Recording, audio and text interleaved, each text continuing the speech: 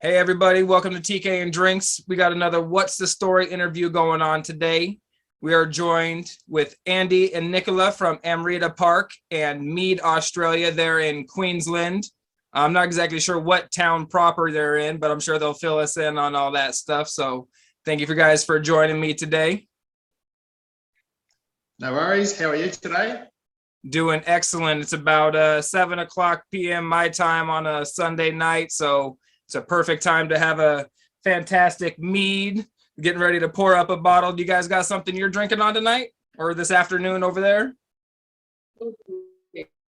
We've got a couple of glasses here of, actually, I'm not sure what it is. Andy's drinking a traditional mead made with avocado honey, and I have a citrus and chai spice. Oh, that sounds amazing. Are those on the semi-sweet, sweet side? Semi-sweet, yes. Semi-sweet. And do you guys hit the full spectrum all the way from dry to sweet and all the way around, or do you guys specialize in one particular category? We enjoy the full spectrum. Love a really well-made dry mead. The market here commercially is not quite there with the dry meads yet, but we do a little bit. We do a pink grapefruit that's quite dry, and it's got some nice bitter notes at the end and stuff like that. And we're just all about educating the palate for the mead drinkers. We're still in an education phase. The public still think that mead has to be sweet because it's made from honey here, but it's changing. Just in the last couple of years, we've noticed a big change. So yeah, we're getting there, and we're branching into session meads and drier stuff, which is great, and the market is responding well. Heck yeah, that's awesome. Do you find yourself pulling over a lot of wine drinkers with dry stuff, or do you feel like it's still kind of they still kind of turn their nose to the mead scene? We're getting a few over, but there's still got a little bit to go, I think. They're a tough audience. They are. That being said, some of the organisers of some of the wine shows now, one of the biggest ones in the country, the Eltham Wine Show, they have a good mead section, and the mead judges that have really lifted their game, and the competition is lifted as well, and there's a lot of wine judges at that competition, and there's definitely an interest, and it's growing, so that's great. Heck yeah. So I'm drinking on, it's called a Coastal Brewers Berry. It's a blueberry black currant mead here from the cats in California called Honey Pot Meadery. These guys take home hardware all the time for sweet meads and everything. Excellent. It looks amazing. Everything they do is on the dessert. Almost everything they do is on the dessert side. So very full body, very inundated with both those berry flavors. Highly sought after in the secondary market here, which I was meaning to ask, do you guys have a secondary market? Is that something you guys are aware of there in Australia? Do people buy bottles and save them and sell them, later after out of print? Not that we're aware of. Oh, yeah, but it's new to me, but there's other people may have something going on. Right on. Well, why don't you give us a little background on Amrita Park? Where do you guys when you started, what kind of little got you led up to when you guys opened up, all that jazz?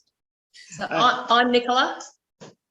Yep. So this is Nicola and I'm Andy, and together we are Amrita Park Meadery, and it's a two-person show. We do everything. We've got some hives on site, but we purchase honey in from local beekeepers, and we try and source honey from young beekeepers if possible, just to try and keep them in the industry. It's a bit of an aging industry, which is a future problem, but yeah, we try and look after that. So we do everything here, from accounts, printing our labels, bottling, all the fermentation, everything happens on site. There's just the two of us. Big bottling days and fruit production days and stuff like that, we get some help from family come up, and then it's usually a big party after a couple of days of processing, 3 ton of passion fruit and stuff like that. Ooh. So yeah. And it ends up a bit a bit of a hoedown. So it's good. The family's involved and right behind us. History of our meadery, sort of like two trains of the history. There's the history from my side of the family. My grandfather, he's been a mead maker, or he was a mead maker from in the 1940s, 42, 43. He was making mead then. He was never a commercial mead maker, but he was very prolific in competitions. Took out Mazer Cup awards at the Royal Honey Show or the National Honey Show in London, various times all throughout the 60s and the 50s. Immigrated to Australia in 1966. Was a commercial beekeeper. So his main business was honey sections, and he used to export by the container load to the Middle East and all over the place. He was amazed moving to Australia that he could produce honey all year round. And he just thought it was a very underutilised resource in Australia. Couldn't understand why Australians weren't onto it. So he went on, had a very successful career as that, but the whole time making mead for competitions, the family, and for his own enjoyment. He had 4 daughters. They weren't that interested in beekeeping or mead or any of that sort of stuff. They're probably not really aware. There's a different time, and they weren't really interested in what their father did. I'm the oldest grandson from the oldest daughter, and I've sort of taken over the reins a little bit. And sort of reimagined that. So we're the opposite. So we're commercial mead and hobby beekeepers. So we sort of turned it around a little bit. And so that's that one side of the history of the family history. Then there's the history of myself and Nicola. When we met up a few years ago, 8 or 9 years ago, and I was working in New Guinea, fly in, fly out as an aircraft engineer. And on the time off, we used to go on motorbike trips and generally have a good time. And we decided, we thought, what do we want to do when we grow up? And so we looked around and thought what we enjoyed doing. And I've always been fermenting, making wine, making beer, entering competitions, stuff like that, and making mead, of course. And we did a motorbike ride around Australia. And while we were doing that, decided we need to do a meadery. And we've part of that trip was to find a location, and we rode all around Australia looking for everywhere, pros and cons, and we came across this area, Pomona. It's in the Noosa hinterland, so it's a little bit north of Brisbane in Queensland. Okay. Amazing place, and we made it happen. Rip, tear or bust. It all happened. It seems like it was a bit of a whirlwind. And then since then we've been fairly prolific. We've never been our aim to grow massively big and be mass production. We want to be small, boutique and high end. It's more about the lifestyle in the hinterland. And we've been here 5 years now and open to the public for about 3.5. Very cool. So you did do some home brewing and stuff like that prior to opening and going commercial. It's been like a hobby that you've kept on your whole life then, or since you were a young man? Yeah, that was always there. And it's funny when you look back and sort of people go, why did you a meadery? And you look back and go, well, it was a no-brainer really when you look at all the different places I lived, in Brisbane, in Alice Springs, in Darwin. I was always entering home brew competitions and having a crack at making wine from grapes we grew in Alice Springs in the centre of Australia. And it was just always there. That was a passion. But I suppose aviation paid well, and that was a good career as well. It was a career that looked after me well. So when the opportunity came to step out of something and say, what do we really want to do? That's the real passion. This was it. So it's a pretty good reality. Definitely. And what about you, Nicola? Have you been into the meat industry your whole life, or is this something you're just touting on to because of your... It wasn't anything I was aware of before I met Andy. I wasn't aware of mead. I was a chef for 20 years, did my apprenticeship in West Australia and had a restaurant and moved around a fair bit and got out of chefing and moved into the medical scene, and now I'm an orthopedic cast technician. So I work at a big university hospital down the coast in the fracture clinic putting casts on. That's only a couple of days a week because we're very busy here. So it's a matter of, you know, splitting your time effectively to get the most out of your days. Gotcha. But yeah, I'd rather be here 7 days a week, but yeah, still a couple of days in the hospital. Gotcha, man. That sounds like quite the industry shift there, going from working in the medical field now going to running a meadery and everything like that. So that got to keep you on your toes. It's a big learning curve, but I think my chefing history has really helped with some of the development of the recipes. I do get in trouble a bit for tweaking them every time we put a new batch down, but you can't get the perfect recipe to start with. So it's nice to fiddle around with them and play with different fruits and quantities and the honey and see how it all comes together. Absolutely. Do you guys do like food pairings there at the meadery, or is that like a goal of yours? We do it a little bit, mainly for private functions and things like that. So we don't have, there's lots of rules and regulations with the councils, with commercial kitchens and food licenses and all that sort of thing. We're pretty busy with everything we want to do, and we want to focus on the mead. And the other thing, we're really lucky, we're in an area where there's some amazing restaurants and cafes and things around. So we sort of work in with those guys. So when people come to the area, we give them, you know, other places to go and explore, which, yeah, the people love, and it's good for everyone. So that's one of our, look, we're really about educating people about Mead, about our area, Gotcha. History, yeah, all of that sort of stuff. Awesome. And you said you guys have been open for about 3.5 years now, commercially? Yes. Yeah, I lose track of time. Right. We've been here 5, so it's about 3.5. Yep. Yeah, so we moved here to set up the meadery. So the meadery's been operating for 5, but part of that was, you know, set up, jumping through all the hoops that you have to jump through, recipe development and purchasing equipment, all that sort of stuff. Licensing. Getting electricians on board to do things that we need done, all that sort of stuff. And then all the boring stuff. Right. We were a little bit tricky working out where we wanted to open to market. We were doing a little bit of sales, but we wanted to do a bit of a grand opening. And we have a medieval festival not far from here once a year. It's called the Abbey Medieval Festival. Mm-hmm. And it's the largest medieval festival in the Southern Hemisphere, I believe. Oh, wow. Yeah, it's huge. And so we thought that'd be a really good way to open the business. And we weren't really sure what the response was going to be. You know, being new to market, the only meadery in Queensland at the time. Yeah, so it was a funny story. We thought we had a stall there, and we worked in really good with the organisers of the event, and they were putting us on tap as well. So they had mead on tap. And then we got inundated and basically sold our first year's supply of mead in 2 days. So, yeah, we could flat out walk afterwards.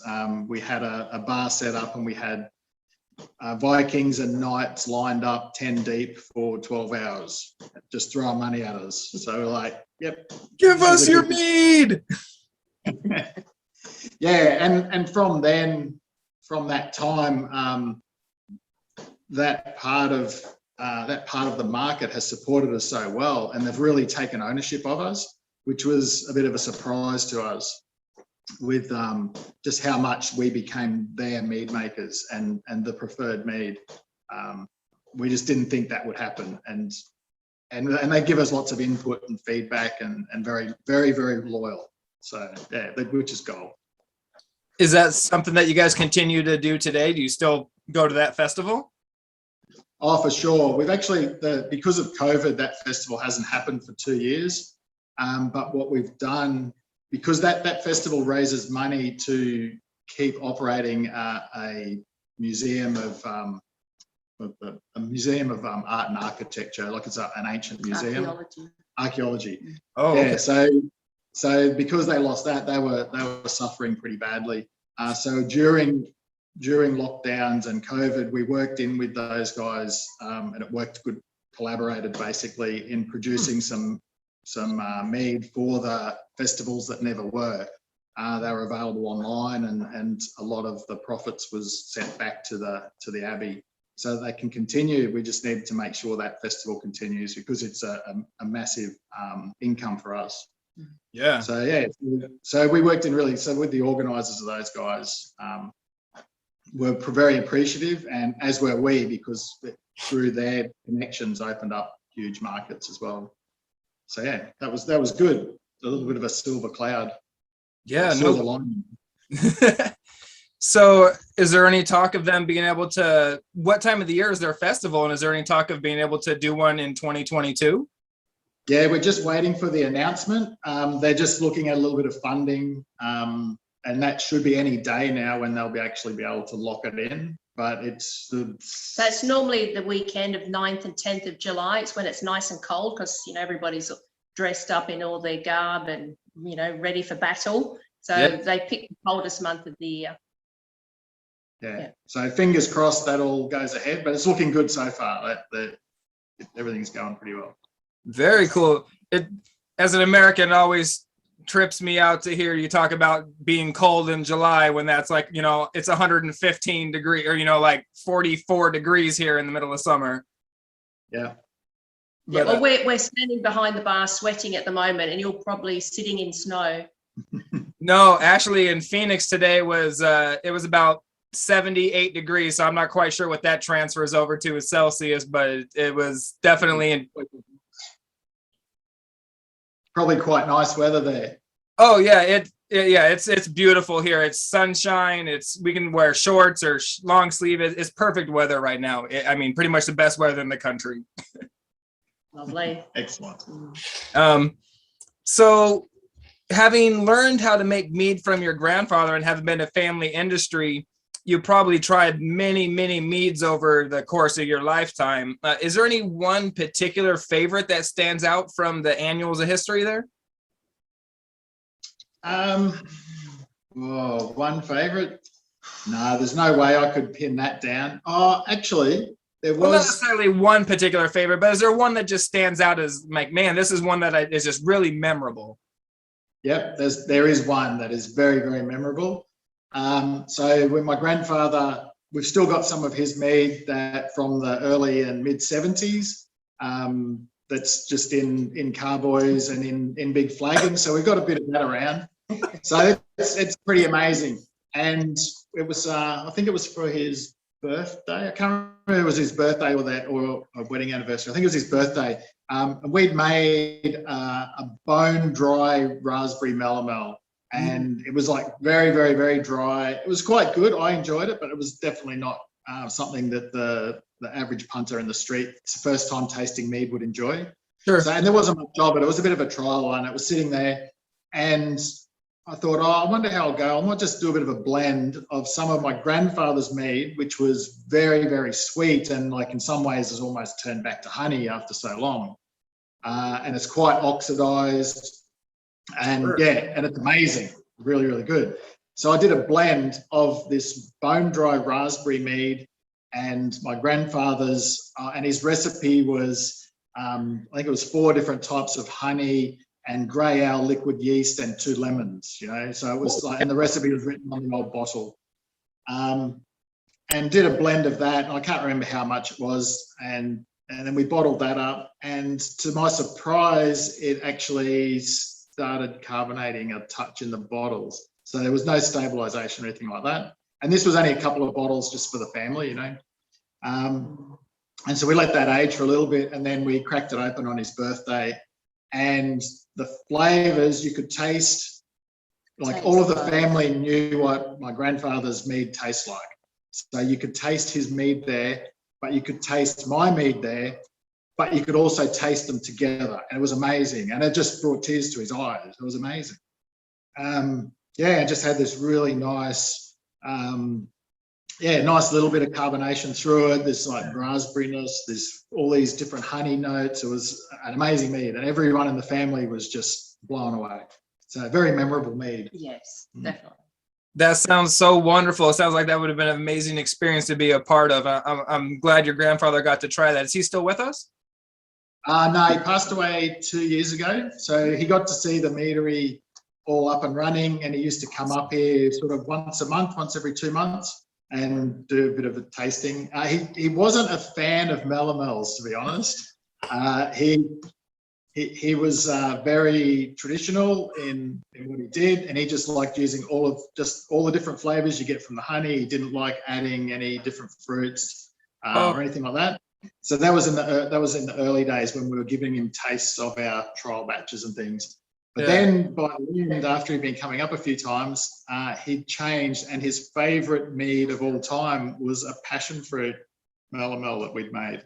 Ooh. And he was like, "This is the best mead you've ever done." It was incredible. So, and it's quite interesting because he used to really like very dry mead.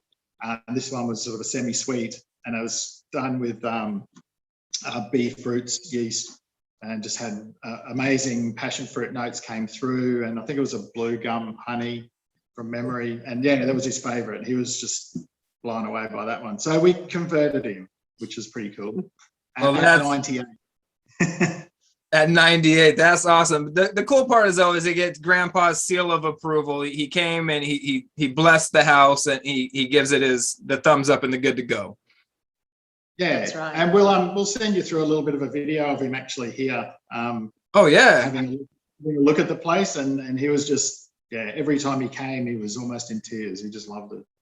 That's so awesome. I love the family affair. It adds to the story, and it helps sell the product and everything, and you get to tell that story, and I'm sure people just fall in love with the meadery even more after hearing that.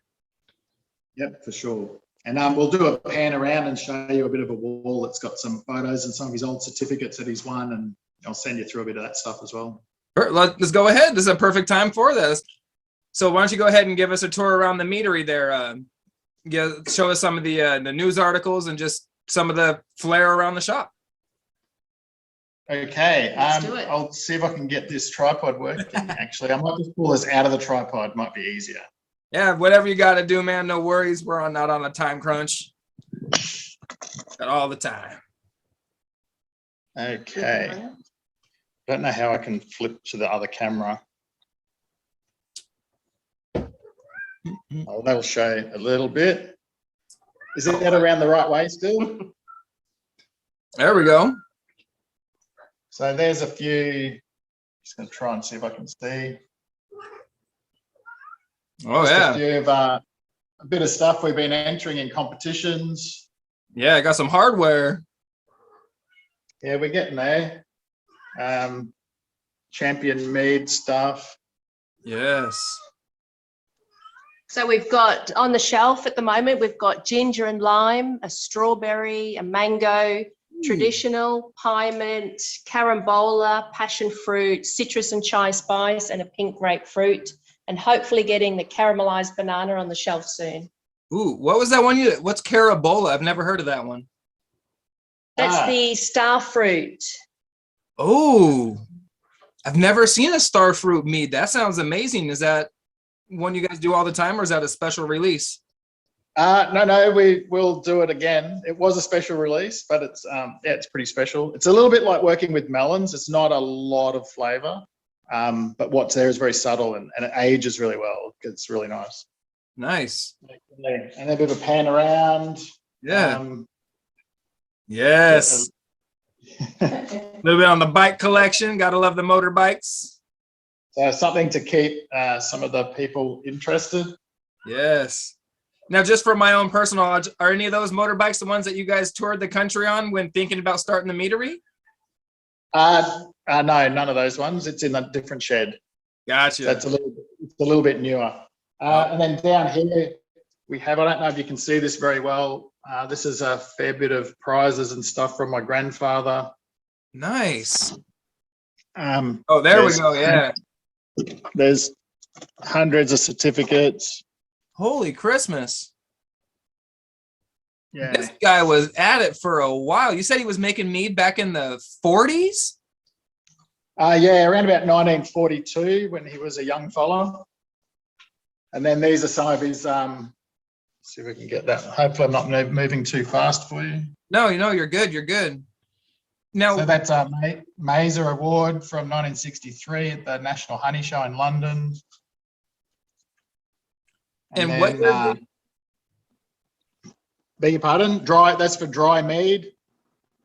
Say, what year did he migrate to Australia from England? 66. In 66. Okay. Yeah, and then there's a few others there. 1964, highly commended. British Beekeepers Association first prizes. There's quite a Wow. bit of stuff there. And then when he came to Australia, he was prolific in entering all the shows there as well. And then right down the bottom, I'm not sure, have you guys know much about Brother Adam from Buckfast Abbey? I'm out of the loop. No. Okay, so some beekeeper guys may be aware, but there's a few old letters going back and forth between my grandfather and Buckfast Abbey over in Devon. Okay. Back in 1955, 1962. Yeah, to do with breeding queen bees and things like that. Oh, I'm sure I have some beekeeper friends that are going to nerd out on that big time. Yeah, yeah. So Brother Adam's pretty famous. The Buckfast breed of bee. There's a little bit more, some stories on us in newspapers and magazines and things like that. Very cool. And then, not sure how the light will go out here. Oh my Lanta, this is beautiful. You guys are like Yeah, this living is like a tropical rainforest, man. Yeah, it's a bit nice. I would say This is so. what we do. It's what we do in our spare time. What's that? Take advantage of living in paradise? Attending the gardens. And maintaining paradise. Very cool. So And this how is many- just looking back towards the meadery. so this is what people see when they're pulling up to the meadery? Yeah, I'll just step down a bit.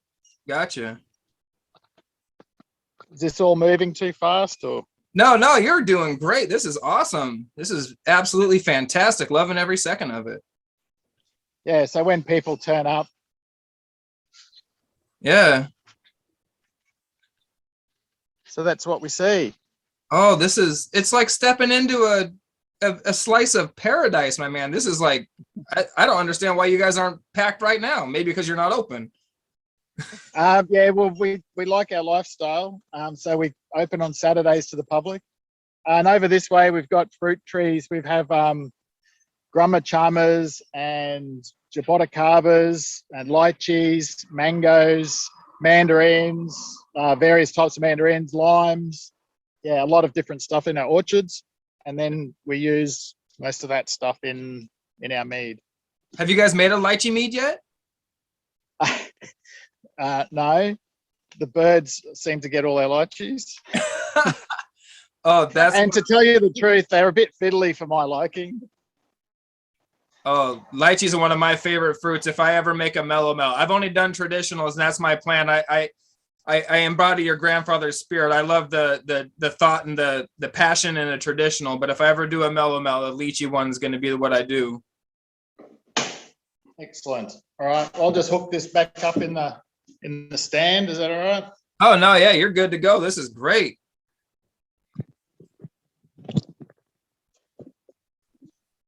Hopefully that should be back to where we were.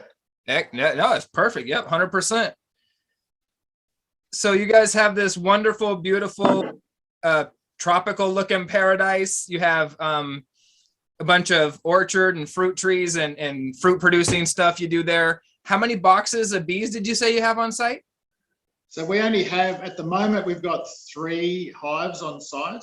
And it sort of varies a little bit. So we have a couple of beekeepers sometimes leave bees here.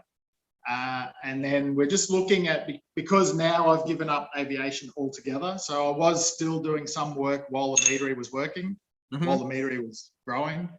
But now we're at the stage where I've quit aviation altogether. So full-time mead. And that should hopefully allow us to have a few more hives on site and produce a little bit more of our own honey.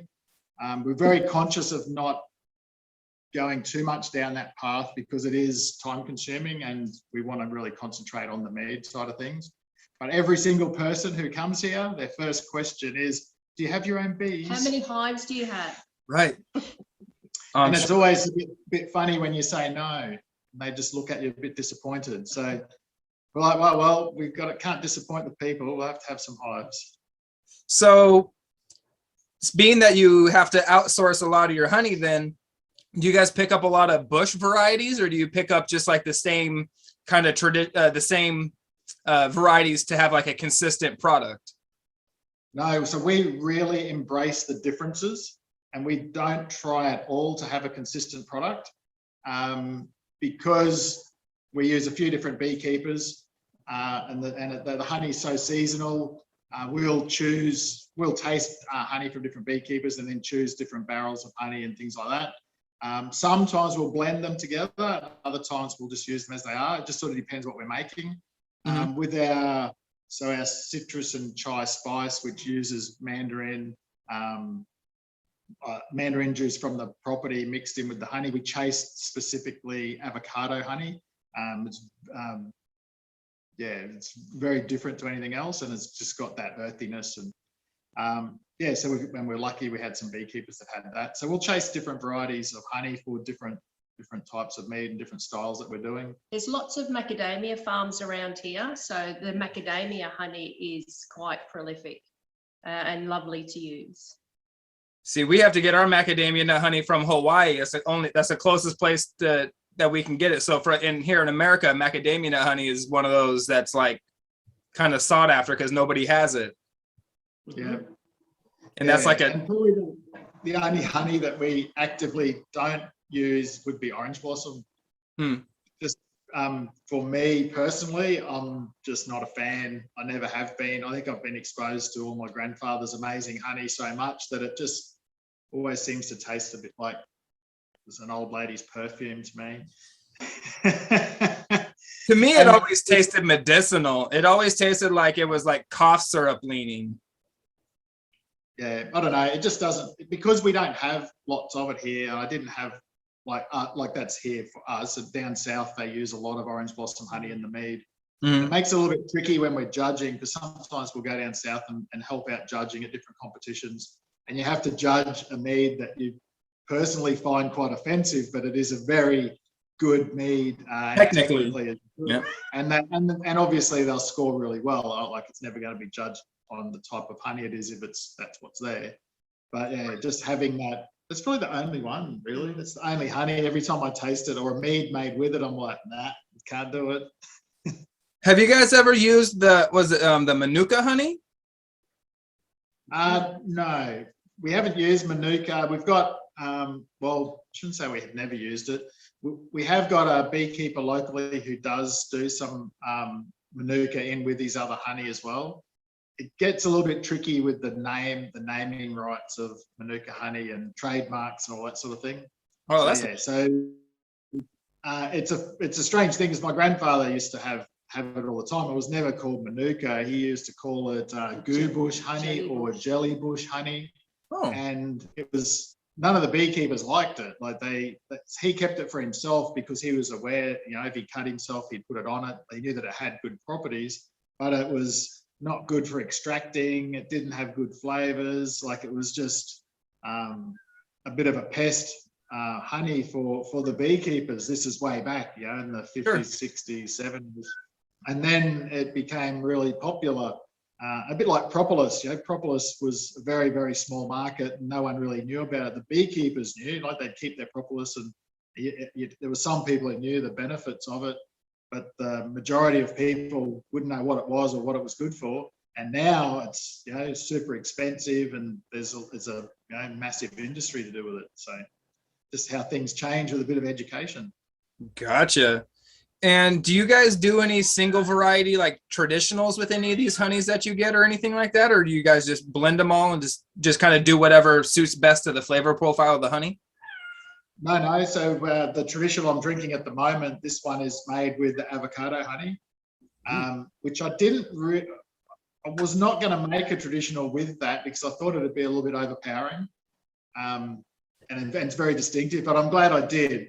It's very popular, and the flavor, those flavors of the avocado honey just come through. It's quite bold. It's a little bit on the sweeter side of the semi-sweet. But lovely. I don't know if you can. Yeah. Where the camera is. There you go. Oh yeah, it looks brilliant there. It looks wonderful. I've yet to have an avocado blossom traditional. but I've heard nothing but great things about it. Look at that. Yeah. But now, is that clear at all? I can't see. Yeah, it's about brilliant enough to read through. Yeah. No, So that's that one, and we do traditionals a lot of the times with a varietal honey. Be that macadamia is really good. That works well for us. And sometimes it's just a bush blend. Not that we blend it, but it's what comes from the beekeeper, because the bees jump around on their nectar source. Yeah, but we'll taste. We have a lot of eucalypt, and I know it's in the States there, eucalypt's a bit frowned upon, I think, but it must be a different thing to what we're used to, because a lot of there's so many different types of eucalypt for a start, so it's too broad. One of my friends just made a eucalyptus honey traditional, and it tastes like toffee and like caramel and stuff. It's absolutely wonderful. I was pleasantly surprised, because I had heard several things negatively about the eucalyptus honey, and I found it to be rather pleasant. I was enamored with it. Yeah, it works really good for us. And when we do, if we have a eucalypt that has a little bit of a citrusy, lemony sort of acidity tones to the honey, a lot of times I'll match that with ICVOK yeast, which just really shines with the eucalypt honey. It just brings out these lemon notes, and yeah, every time I have it, I'm like, yeah, that yeast and that honey, it's just a match. It's a winner every time. Yeah. So Awesome. we play around with a lot of different yeast and try and match them after lots of trials to do different jobs. Yeah. So, seeing as how you guys have been open for 3.5, coming up on 4 years, do you guys have like a bottle club or a subscription membership or anything like that people can join? No, not at this stage. It's probably still on the to-do list. But as we do everything ourselves, like I said before, so the website, the online sales, any socials, all advertising, like all of it's us. And I'm definitely not a web designer. So yeah, having just working those plugins in WordPress to try and get the club up and running, it's probably not beyond me fully, but I'll probably need to watch a few more YouTube tutorials to get it right. I gotcha. That's cool though. But do you guys have like a bottle library that you save like a certain amount from each batch that you brew and have them in backstock, and say maybe release them at, anniversaries and holidays and stuff? We'd always planned to do that. What that's morphed into is a couple of bottles left aside just for us, because the demand is there now. So we're like, okay, sell it. We're here to sell mead. Let's sell mead. So we haven't done that too much. We have put aside some, like out of each base, out of each batch. About 3 or 4. Like an archive for us more than anything. We do have a few customers. Russ. Hi Russ, if you ever watch. He doesn't actually drink, and he buys bottles and hides them away because he thinks they'll be worth something. Maybe he's onto that second market. Maybe. That's what I'm talking about. This guy knows what's up. He's stashing them away for a retirement someday. Yeah. So, but he doesn't drink, but he's tried our mead a few times, and he's like, oh, I could drink that, but he still doesn't drink. But he doesn't. Yeah, well, hi Russ, if you're out there and you're a man of my own heart. This guy's stashing away liquid gold. He's gonna retire on this stuff. I love it. So one of the other things I wanted to speak with you guys about is you guys run an organization called Mead Australia. Am I correct?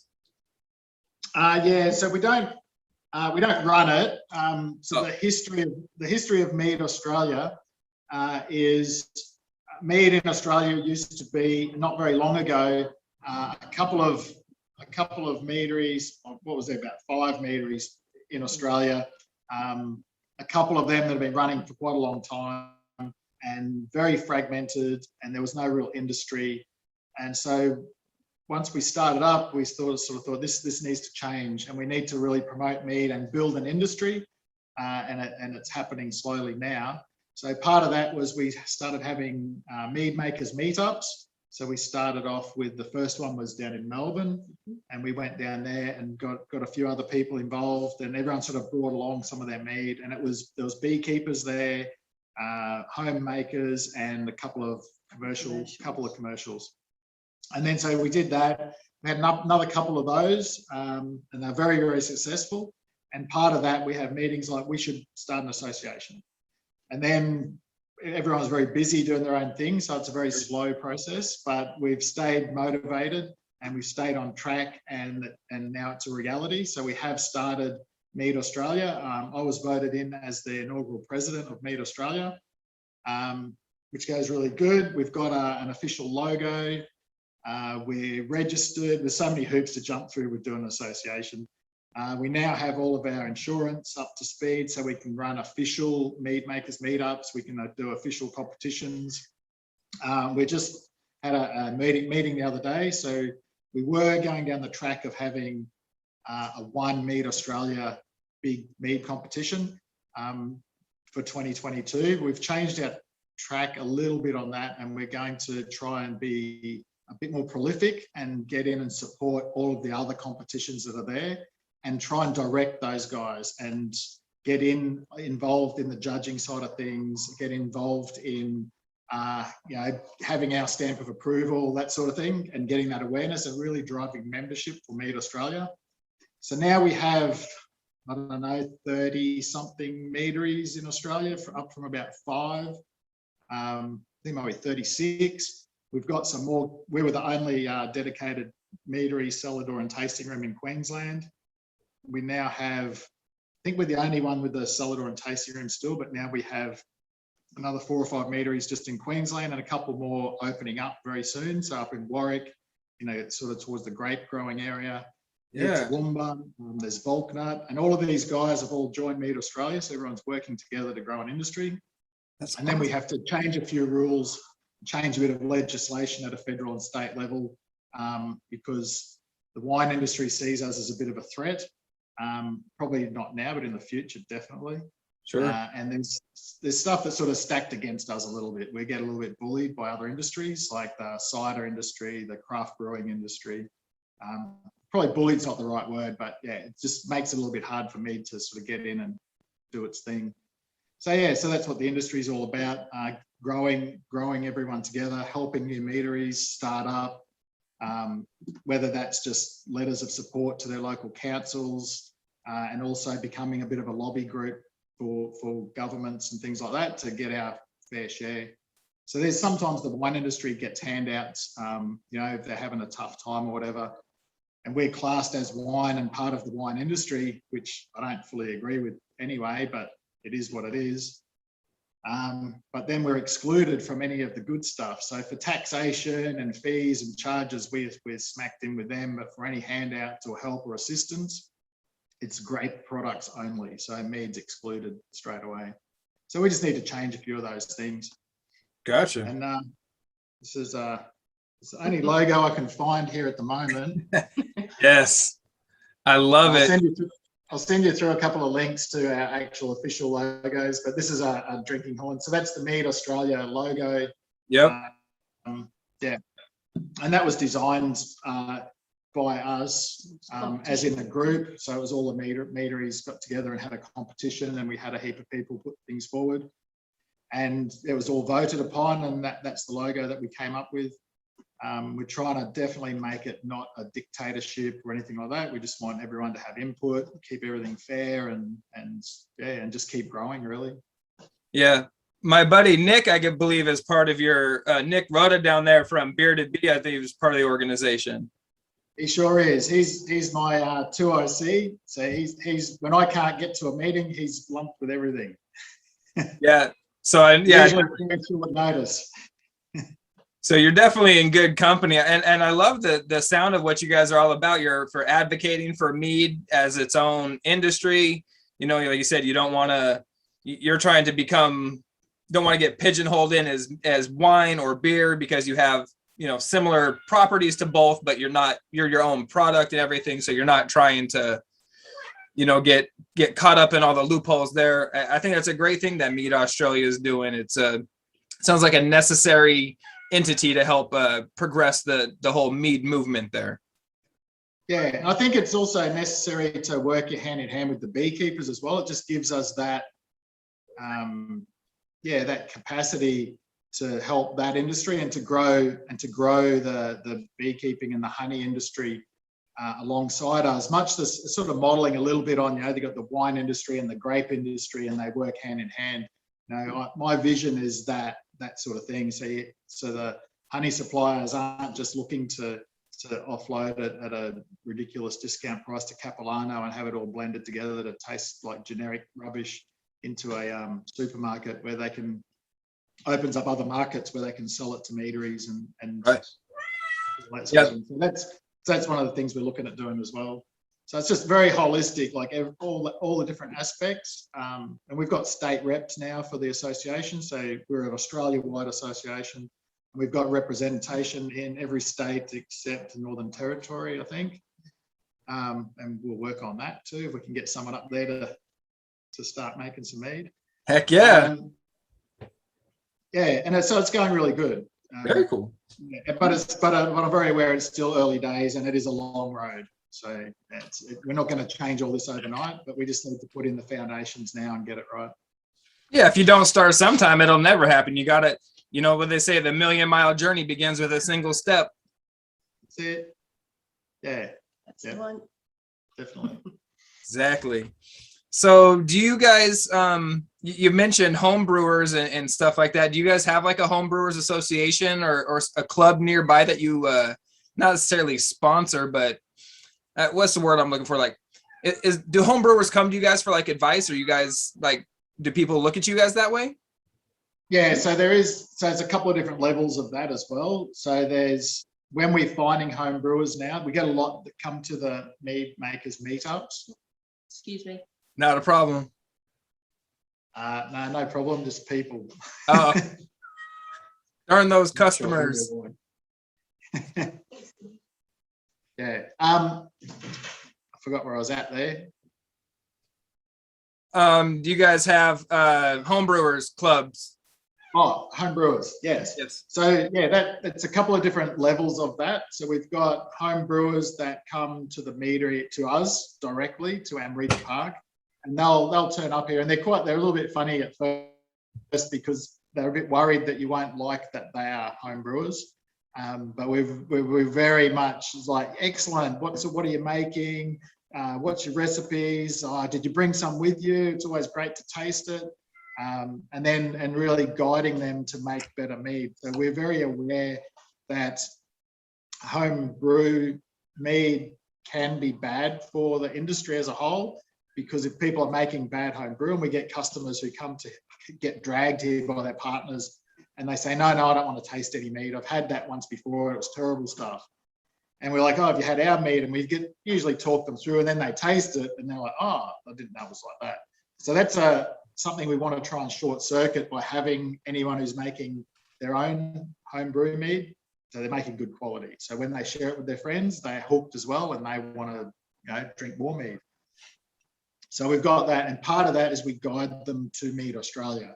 Nice. So to the Australian Mead Makers Facebook page, which has lots of recipes and links to helpful information, and also guide them to potentially joining Mead Australia, because we do have different levels of membership. So membership for home brewers, membership for meaderies that are just starting out. So it's a bit cheaper for those guys because they might not have the money. They're sinking it all into infrastructure. Sure. And then for meaderies that are up and running. So we've got different levels, but yeah, we are whole industry, like from home brew all the way through. We just want everyone making mead, enjoying mead, and having quality, getting some quality back there, because there is, I've done a fair bit of judging. There's some terrible mead around. Definitely. I got to do my first competition judging about a month and a half ago. At the end of October, I went to Mazer Cup here up in Colorado, and I did mostly commercial stuff, and then one one day of home brewing as well. And I'll tell you what, some of those home brews were easily up there in line with the commercial stuff. And some of them were, had a lot to be desired, we'll say. But yeah, it's just that improving all the time, which is great. Like that's one of the best things. Absolutely. All right, there we go. Got those pesky customers all shooed away. Yeah, we just had a delivery of the local newspaper. Oh, So okay. it's a local newspaper that's been around for about 6 months. Oh, And yeah, they drop them off and have lots of great businesses and things to do in the area. well, that's very cool. We definitely support those guys because they said they wanted to do a bit of a story on the meadery, and they came and did a bit of a story, and it ended up being a 3 full-page spread on all of our history, on the meadery, on Mead, on everything, with great photos. It was just advertising you could never buy. And that was, so we'll keep supporting those guys. Heck yeah. I love that somebody in 2021 is getting into print media, physical printed media. That's awesome. I couldn't be happier. That's very cool, you guys, to support them. Yeah, it's making a comeback for sure. Yes. Yeah, definitely. They're independent press. That's one of the things. So one of the other things I'll just sort of touch on a little bit that Please. Gives a bit of information about how we sit in the world. Slow food. I don't know if you're aware of slow food or have heard of slow food. Mm-hmm. So it's like the opposite of fast food. And it's the international slow food movement. We're an alcohol producer, and there's probably not too many of them. Yeah, please. Snail of approval, slow food, NUSA, certificate of recognition. So what did you guys do? Is a leader in providing food that, oh, nope, you're good. That adheres to the global slow food philosophy of good, clean, and fair, and linking the pleasure of food with the commitment to the community and environment. So it's, like you said, the opposite of fast food. So you guys are basically doing everything you can to make your business as earth friendly as possible.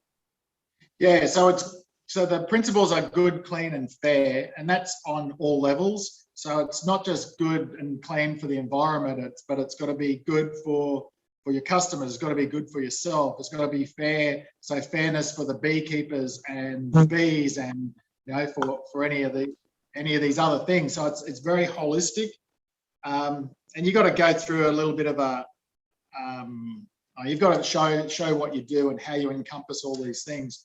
Sure. And sourcing things locally, and like we use a lot of the fruit that we use, stuff that we don't grow ourselves, comes from nearby farms and could have potentially been waste products. So the passion fruit that we use in our passion fruit melomel comes from a place not far from us. It's called Wolvi, and they're quite big producers, but the supermarkets and things only want the perfectly round passion fruit, and all the ones that are like this go to landfill. Not anymore. They come to us. So they come to us, and then we turn that into amazing melomels and win competitions down south. And the producer of these of the passion fruits, he was stunned. He just couldn't believe that what was going to the paddock ended up winning silver. I think it was silver or gold medal down at the Eltham Wine Show, one of the biggest shows in Australia. And he was just stunned. He goes, "You guys are like preservers. Like you preserve all this local thing." So we take people's excess and overflow and utilize it. From trashy to classy. Yeah. So that's just one of the ways. And again, like supporting younger beekeepers and trying to look after that industry. So it just goes to and lots of different levels. And that's one of the things that we do, and I think it comes through in our product, that philosophy of good, clean, and fair. It's definitely a way forward, I think. Oh, I think is the only way forward. That's realistic in preserving the community that you guys have creating, the environment, the world of mead as it is. I think everything you guys are doing is exactly what needs to be done. You guys are, as far as I'm concerned, like the epitome of the greatness that is a meadery. Everybody should be striving to do what you guys do, in my personal opinion, and anybody else can take a leap as far as I'm concerned. This is amazing.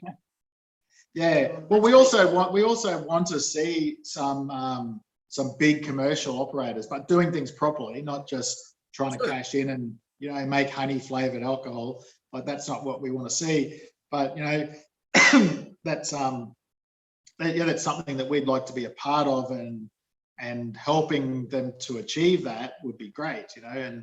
And yeah. I think there's a place for that in Australia, especially with session meads. It's a bit lacking. There's Erosion Meadery over in WA.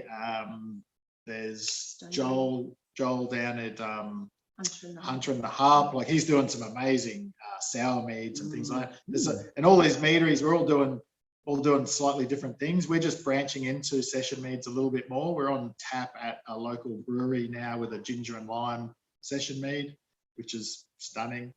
We're just going to get into a couple of other local little nano breweries, get a tap here and there. Like, that's good for us. But I think the industry itself really has an opening to grow into the session mead market. And so many places you go to, and you've got if you don't drink beer, you can have a dodgy, artificially sweetened ginger beer, or maybe a cider that, you know, sometimes it might be good, but there's some dodgy cider. Like, that's your choice.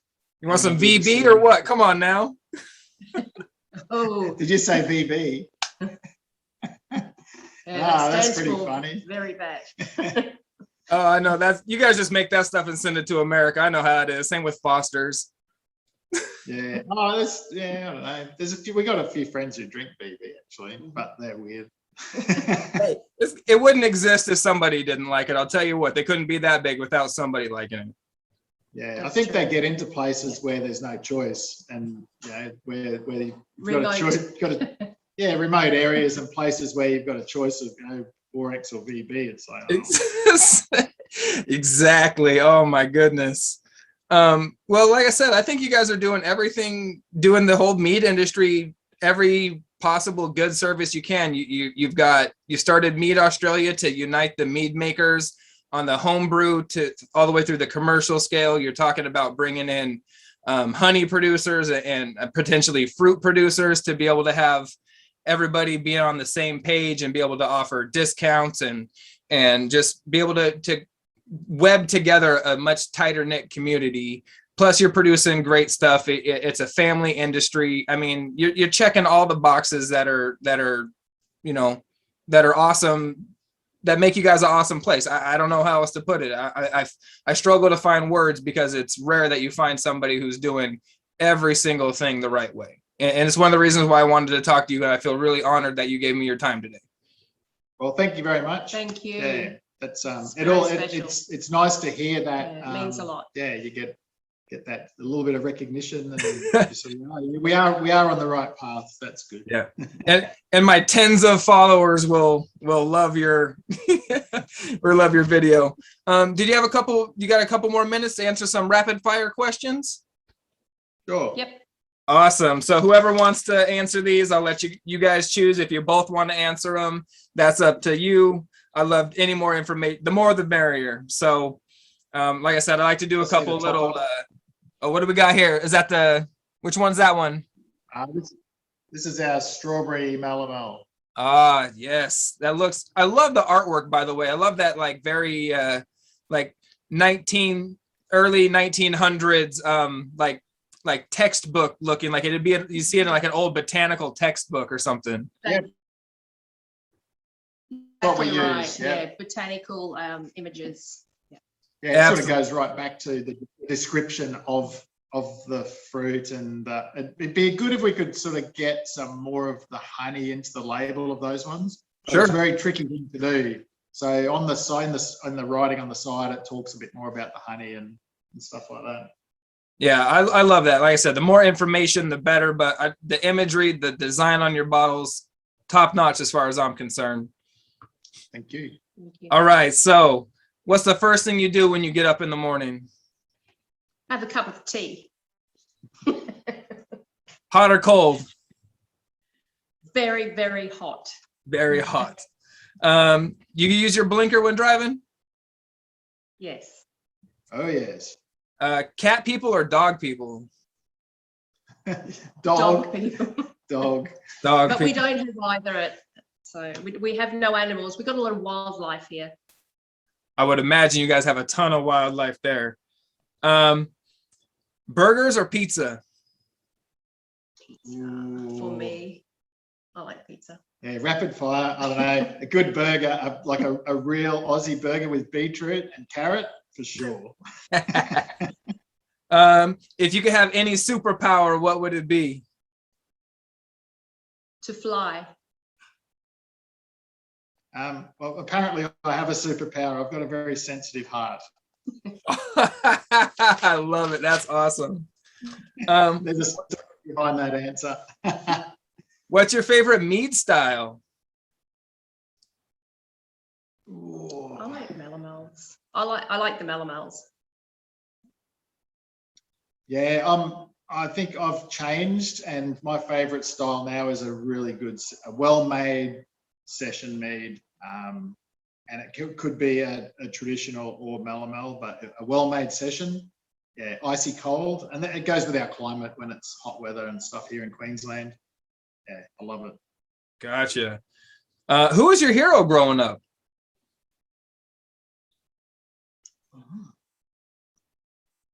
Did you have one?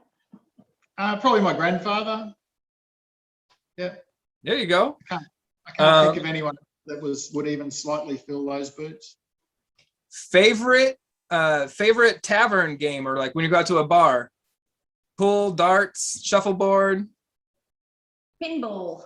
Pinball. Old school 80s pinball machines. And I don't mind a game of pool as well. Heck yeah, I'm a junkie for some pinball. If you can find an old table, absolutely. So you guys run Amrita Park. If you weren't mead makers, what would you be doing? Crying. Crying. I'm pretty sure we'd be on a motorcycle somewhere in the world, touring, having a cool time. Yeah, so there's two passions really, is mead and everything meady, and motorcycles. Traveling the world on motorcycles. We've done a bit of touring. I've ridden all over Morocco and Turkey and a few different places.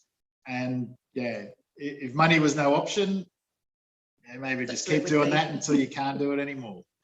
Heck yeah, man. That sounds like a world trip, man, from Morocco to Turkey to, down riding around Australia. Man, sounds like no better way to spend a motorcycle trip to me. That sounds awesome. So thank you guys. Your way one day. Oh man. Thank you guys so much for being here with me today. I appreciate you giving me your time. I'm sure you've got a meadery to go open up, or are you guys only open on the weekends?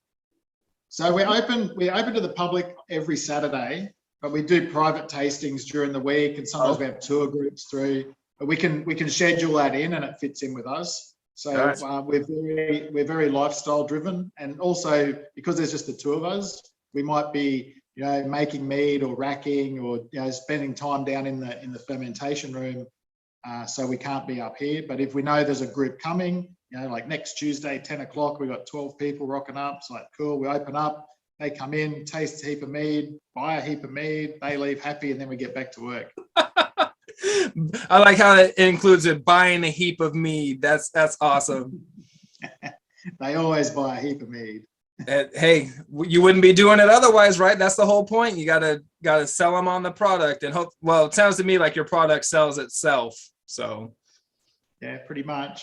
A little bit of education, and then it sells itself. But once people understand what mead is, yeah. One of the best things from when we started, people coming in and just going, I don't know what mead is, have no clue. Now we have people coming in and asking for a melomel or a metheglin. So that level of understanding just, makes me smile. That's so awesome. Well, you guys have obviously done your community a service. If people are coming in and asking for specific styles, I need a melomel, I need a metheglin, I need something like that. it makes my heart sing hearing that you guys are doing the whole industry a service. So from one small American guy out to you guys, thank you so much for doing what you do. And it's in my books to get out there to Australia and visit you. I know there's, like you said, about 36 places I need to visit out there as it is currently and growing by the day. But I'm going to make it a point to need to get out to you guys and Bearded Bee for sure. We've had a visit from these guys. Midwest Mead Works. I haven't seen those guys. That's a cool looking hat though. I like that.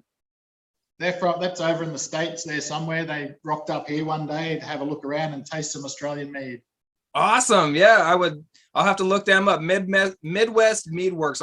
They're definitely on my sites now. So we swapped a bit of merchandise. We gave him an Amrita t-shirt and he left his hat for us. That's so cool. See, again, that's what I love about the industry. It's small enough. I feel like you guys are like really in like the middle of a revolution over there, and watching from the outside, it's very, I don't know. I feel like, again, I feel like I'm watching the Renaissance. I feel like I'm watching the 1400s again. I feel like this whole art movement and everything's coming on. I'm just like a fly on the wall. Like, oh, I wish I could be there, but I can't. But I'm gonna watch from the outside anyway, and it's so great. And again, it's so good. And with the committee now, with the couple of new members on the committee, and just how that's growing, and everyone really being on the same page, is just it's full steam ahead. The next 12 months is going to be pretty exciting. And like I said, I'm going to be watching from the outside. So if you would do me a service of meeting up with me again in the future and, give me a little update on where Mead Australia is at, where you guys are at, I would love that. Perfect. Absolutely. Awesome. Well, I'm going to let you guys go, get about your day. We've already taken up enough of your time. So everybody go follow Amrita Park. Actually, why don't you let everybody know where they can follow you at on social media? If they just Google searches, we've got our website is amritaparkmeadery.com.au, and on Facebook, I think we actually called The Best Mead. We stole that little tag. Word, or if you just search Amrita Park Meadery on Facebook, and we're on Instagram as well. We don't do the Twitter. I'm only just learning Instagram. It doesn't make much sense to me, but I'm old.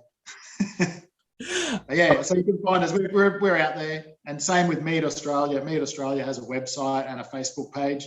It has an Instagram page, but it's not active at the moment, and that's something I've got to get onto. So have a search and drop us a line, say good day. Send photos. We're keen to talk mead with everybody.